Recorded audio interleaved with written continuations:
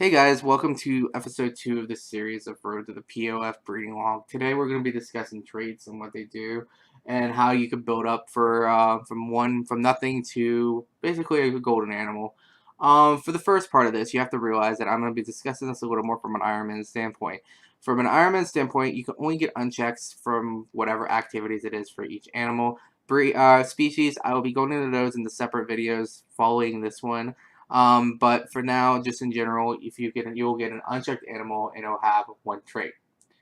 So with that being said, with it having one trait, you want to note that right here, Granny, this is a little special thing. Instead of grinding out because you want one single perk, and that is genetic mutation for starting out, you can go here to the trait reroller, use beans, and trait reroll into genetic mutation.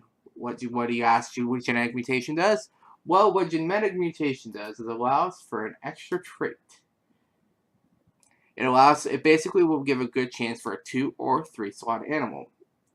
With that, you can get genetic mutation and instability on this, and if you have both this on both the parents, you're probably going to get nothing but 3 traits. When I was doing it for yaks, I almost got nothing but 3 traits.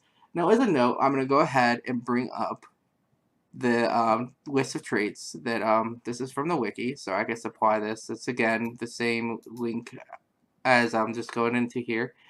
I will supply the link to this in the description, and from here we could just go ahead and just so you guys can zoom in later or take a picture. These are all the traits that are used for breeding. Now for this, the only ones that are really important is sparkling, glistening, radiant, genetic mutation, genetic instability, and frost, poison, and shock when it comes to breeding shinies and breeding special animals. The rest of these traits are really useful if you're just looking for straight XP. Jovial and immune are very useful. It means you never have to feed the animal and it's always happy. So there it goes with that. But anyway, with this being said, of those being the specific, I believe it was 8 traits that are useful. I'm going to go ahead and describe now why.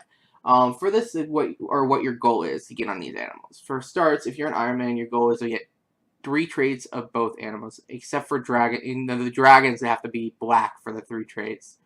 But anyway, you want 3 traded animals so that you can go ahead and use those trait rerollers to reroll into something like this. Now note, each slot has a different set of perks that can be added to it. The perk Sparkling, for example, could be in any of the 3 trait slots. So it could be in 1, 2, or 3. Glistening can only be in slot 2 and 3.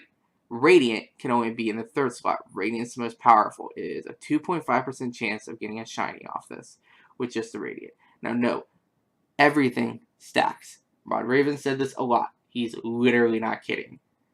So with this animal here, regardless of what the male is, I have a 4% chance of getting a shiny. 1.5% from the glistening, 2.5% from the radiant.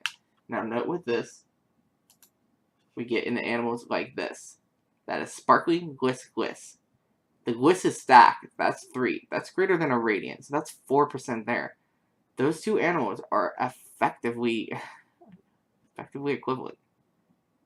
So with these 2 combined, the male and the female here, it's an 8% chance of getting a perfect shiny or getting a shiny Zygamite.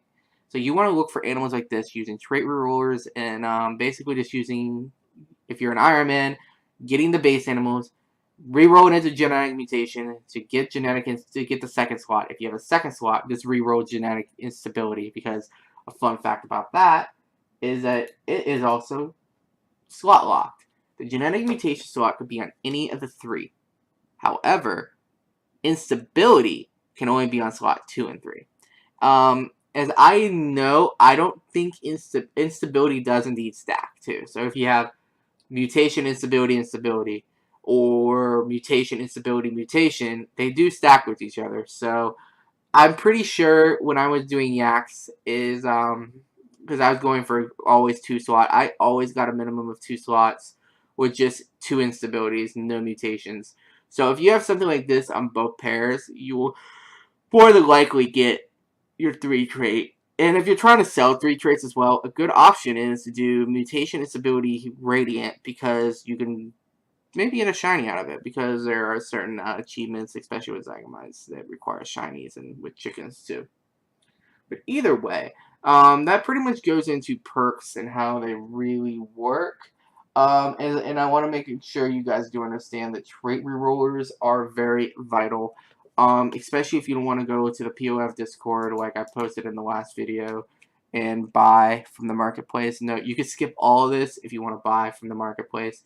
To be honest with you, it's cheaper, it's faster, but that's the type of animals that you are looking for. A perfect pair, by the way, as a note, is a sparkling radiant or sparkling glistening rad, and it'll probably end up costing you a couple $100 to get all of them, but that's up to you. And then note, for dragons, the breasts do matter. You need both breasts, and you want black dragons because the baby has to be born black.